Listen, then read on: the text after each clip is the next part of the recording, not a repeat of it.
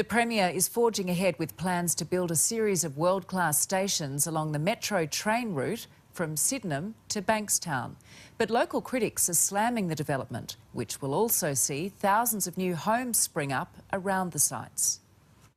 Train stations from Sydenham to Bankstown are about to look very different. This project's a cracker. Brand new stations 4 years before the new driverless metro trains are even on the tracks. If our government is keen to get on with the job and a government is keen to listen, you can be assured that the project will go as smoothly as possible. To do it, passengers on the Bankstown line will be forced onto buses with 4 annual closures plus a 3 to 6 month shutdown. We are aiming for quieter times, obviously weekends and school holidays. But it's development, not disruption, that's infuriating locals. More than 35,000 new homes planned across the route. These settled and old streets becomes, a real estate agent's and a developer's paradise. Residents are definitely concerned that all of these kinds of transport proposals are just Trojan horses for development. Developers will also be allowed to build on top of the new train stations. The bureaucrats said to us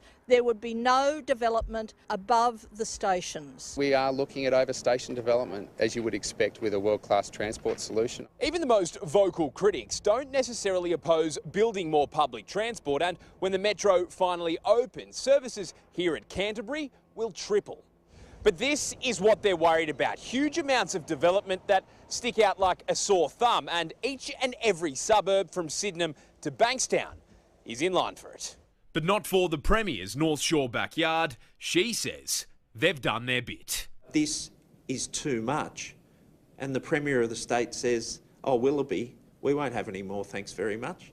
It's not fair. Chris O'Keefe, 9 News.